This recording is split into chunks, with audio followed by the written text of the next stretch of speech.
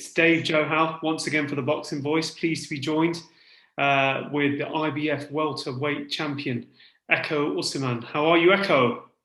Yeah, I'm good, thanks, man. And yourself? Yeah, I'm good. I'm good. We're both living in a lockdown sort of situation. I bet you were gutted, weren't you, like the rest of the public, when especially when the shows were put back again. Oh, yeah, yeah. Because like, don't get me wrong. At Christmas time, I took a few days out just to have a little bit of a Christmas, but then I was just straight back into it, and I'm with that ethos of stay ready so you don't have to get ready.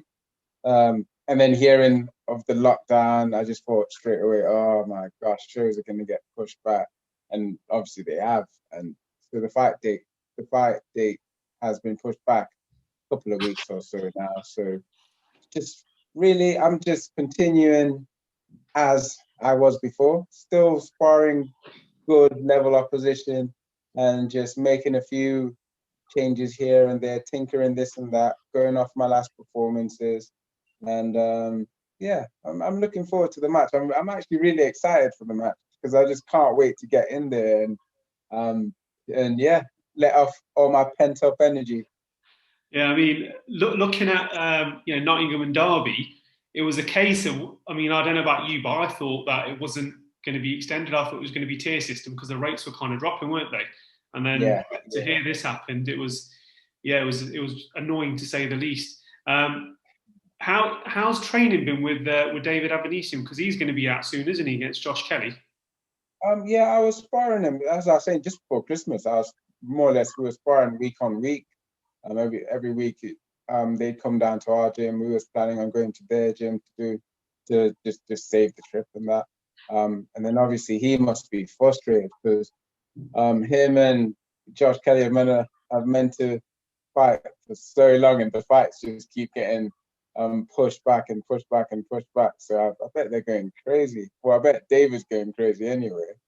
Yeah, But yeah, I've been getting in some good spars with David. He's a very good operator, really high level pressure fighter. Well, obviously world level pressure fighter. And yeah, it does me a world of a good because I can, like, my style also involves a lot of pressure, but I like to box a bit more. And yeah, so I've been working on things. He'll obviously learn off what we're doing as well. And of late, I've been sparring Florian Marku as well. oh yeah, I yeah. sparred him last week, and then I sparred him again today, actually. And both good spars. Yeah, happy. He's got a massive fight coming up as well, hasn't he, with Charlton? Yeah, Um, right. Yeah, yeah, so I think that's going to be. I mean, look, with the draw that happened, um, on the Matchroom show, I think it was the AJ and the Pulev card on the undercard of yeah, that. He was very yeah. disappointed. He seems like he's going to be quite explosive coming out, doesn't he? In terms of A little conversation I had with him. Yeah, he's got all the smoke and energy for his next match because he's just so upset about the last one. So yeah. it looks it. And did you watch the Conor Benn victory as well, a few months ago? Yeah, 'Cause his last fight out. Yeah, yeah, watch that. Yeah, watch that. what did you think of that then? Same weight division. What was your honest assessment of that fight? My honest assessment, I think he did well. I mean, considering who was in front of him, he did well. He looked good in the combos he was throwing and whatnot. He looks like he has improved, but it's hard to tell because, like, I had looked up that opponent that he fought, and in his previous match when he was up against world level, like, he just seemed to shell up under pressure and kind of just not do much. Like, within in his own right, he's a good boxer, but it looked like, I don't know if the occasion got to him in the match before Conor Benn, or if just the pressure was just too much. He just it's hard to explain. He just went very negative, and I think against Conor Benn he was somewhat negative. But one thing I would say in that match is for all the good work Conor Benn was doing, he was get and all the good movement he was doing and all the combos he was putting together, he'd finish his combo, take a step back, and get caught with a 1-2. And to me, you can get all that progress doing these flashy things, but if someone can just wait for you to stop throwing your combo and throw a 1-2 and catch you clean, then you kind of you're neglecting a few of the main things in boxing. I mean, in regards to, we'll come on to Chris Jenkins in a second. We had him on the site a few days ago, and he specifically he mentioned your name when my colleague John spoke to him about that. But in an ideal world, what would you want next, Ekow? Because you're a European champion now. From the British sort of level, would you want to go down the Benn route? Would it be Chris Jenkins? Would it be what would be your sort of step forward? Would it be Josh Kelly? I mean, on our British level, moving forward, yeah, obviously I want to go straight. I want to go up. I want the Josh Kelly fight, but to be honest, like maybe last year or the year before, I was making a bit of a shout about it. And I thought to myself, you know what? There's no point in shouting about it right now. I need to get myself to the position where when I mention it again, like it's not gonna be this guy, this underdog, rank number whatever, is shouting. Yeah, it's gonna be the guy like right below you. He wants you. That he's coming for you. You're in the way, kind of thing. So I just told myself, I got myself to calm down about that. And I told myself, build yourself up to the position to do that. I told myself that about the British as well, and here we are. So it's a waiting game. I mean, the rankings at the minute, I've just had a look in the IBF rankings. Are you surprised you're not in the top 15 yet? You've got Josh Kelly with less fights. You've had more fights. You're the IBF European champion at the same weight. Do you find that a bit surprising? Oh well, these things will come. He's obviously got the more of a bigger name factor, and I think it's just careful matchmaking that's got him there. He's probably fought people who have been IBF ranked and taken rank off them, whereas the first person that really should have got me on that would have been my last match, and before that it would be questionable to say that. So that's fair enough, and I don't look at the rankings like that too tough. I just need to get up. If I'm not on the top 25 or whatever, then I need to get myself there. That's just how I see it now. And then it'll just be tunnel vision, get yourself up that ranking, and that's exactly what I'll do. Yeah, that's a fantastic mentality. Now, moving on to Chris Jenkins, his words, I'll probably paraphrase it here. He says, "Look, you're a good fighter, but he will beat you." What are your thoughts? I mean, we really want to watch that fight. And I don't just mean people from the Boxing Voice. I mean, people on the street want to watch that fight as well, because it's an interesting one, that one. What are your thoughts on that, first of all? My thoughts of that, well, I train in the trenches, and I take him to the match with me. And I know when the going gets tough, he seems to fade a bit. I know I've watched his tapes. I'm sure he's watched my tapes. I've watched his tapes. I've seen those little cracks in his style, and I'm gonna take him out. I've told him that. I've sent him messages on Instagram. We've had back and forth, bantering each other and that. But when it boils down to it, I'm a man of my word, and I'm gonna take him out. Yeah, I mean, hopefully it gets made as well, cross promotional. That's the main sort of obstacle, isn't it? I mean, we had a look at seeing what the British Board of Boxing Control ordered. And some of the fights, they look great on paper, but the thing that kind of stops it or puts a spanner in the works is the promotional sort of people that they're with, sort of thing with Queensbury and Matchroom. It's probably a hard thing to make, isn't it, all these fights? Some of them have been great on paper. We just need to see them happen, don't we? Yeah, like was it Felix Cash and Denzel Bentley? Yes. And a couple other ones as well. Yeah, those will be good fights. Good fights. But there was a little bit of a shout about a cross-promotional kind of sort of Matchroom versus Queensbury kind of match setups a few months back or so, and nothing really came of it. Yeah, that was last summer, wasn't it? That was last summer. I think your name was your picture on the poster as well? No. But with time, my picture will be on the poster. It wasn't on the poster yet.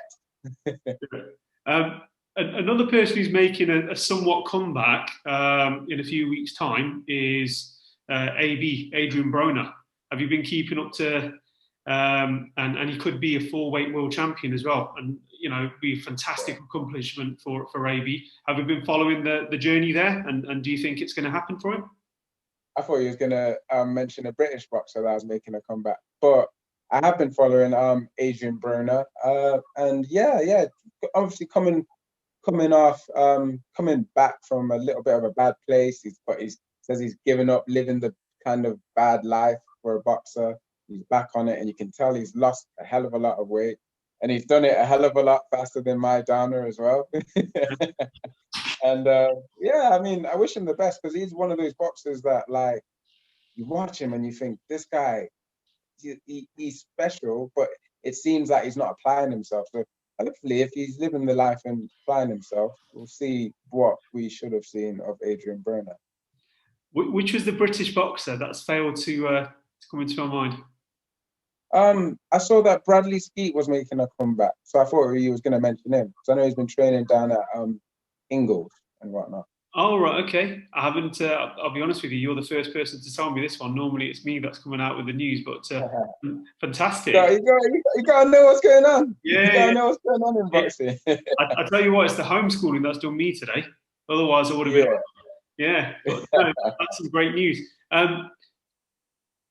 Well, 2 other British fighters that have been in the news the last few weeks, Amir Khan and Kell Brook. This could be the year, both welterweight division as well. This could be the year that they could actually get it on. Hopefully it does happen. This has been on the boil for ages. I mean, we want to see it, no doubt. Everybody wants to see this. How would you break that one down? I had the pleasure of sparring Kell Brook last year, and it was a great experience. Never sparred Amir Khan. I know he's really sharp and he's fast, but in that match, I see Kell Brook winning. Yeah. Was it for the Terrance Crawford fight you sparred him, or was it prior to? Was it when? No, Crawford. Yeah, the Crawford fight. Yeah. Okay, and did you fly over there, or was it a case of when he was here before he? Oh no, it was before he flew over, so it was whilst he was in England. Yeah. Yeah, I mean, that would be really good, to be fair, if that fight happens. It's always like some people are telling me it'll be Khan because of the speed, and it'll be Brook because of the prop. I know, because like one of my favorite matches of Khan is when he fought Maidana. Yeah. The things he did to Maidana, not a lot of people did to him. So you have to give props where props are due. He is a wicked boxer. It's just that in this case, I think Kell Brook would win it. That's literally. Yeah, and it's a fair shout as well, because it's literally down the middle. There's no right or wrong answer until it actually happens. How Amir Khan survived, I think, was it the 10th round? I do not know. That was a fantastic round. Like, that round was amazing. So in regards to this year, then, so how many times do you see yourself out this year, or are you just leaving that to promoters? I'm just leaving that to the powers that be, because. Like, I would have thought I would have been out more last year, but I'm so happy for the chance of even being out. Yeah. So when the dates drop, I'll just be excited. Yeah. Good stuff. Good stuff. Ekow, any shout outs before we let you go? I just like to give a shout out to all my sponsors, which you can find them on Instagram. For my dog coming to say hello. My Instagram on EKOW. Full stop, ESSUMAN. I always shout out my sponsors, and they really do help me stick with the boxing, because I box full time. I do a bit of PT work, and I have started a little initiative that I was going to put into effect, working in schools with kids that were on the brink of being expelled and whatnot. I'd go in there with sort of my business partner, the teacher, and we'd provide mentoring classes and boxing sessions just to help them focus their energy on something positive. And yeah, I'll be getting back to that after all lockdown and all that mayhem comes to, calms down a bit. But yeah, I just give a shout out to everyone who is just working hard, keeping on their graft during lockdown, and keep your heads up. I mean, that's fantastic, though, because one thing that lockdown has done is brought in some regard, sports personalities giving back to the community. We're talking about your Marcus Rashfords, AJ as well, what he's done, giving out from his own pocket, noticing the neglect that the UK government has given boxing, yourself doing what you're doing as well. It's good, isn't it, to be fair, giving back and noticing where that hole is. So hats off to you, mate, for that one. Yeah, cheers. It is rewarding. It's rewarding. I mean, I enjoy teaching like youngsters boxing anyway, because you learn so much from teaching it. But when you can give back in that respect, and you can see a difference in some of the individuals you're training or mentoring, then it's a real big difference. So yeah, cheers. Spot on. Ekow, thank you once again from the Boxing Voice, and we'll catch up with you soon. All right, cheers. Thanks for having me. Yo, if you enjoyed the video, feel free to hit the like, subscribe, and share. As always, if you want to support us to the next level, head over to the patreon.com/ThaBoxingVoice. We have tons of exclusive from Border Wars, from title, betting shows, the list goes on and on and on. But in addition to that, if you guys have questions for fighters, trainers, and promoters, this is where you can submit them. We will run out, get these questions answered, and put it back on the show just for you guys. Appreciate it. Peace.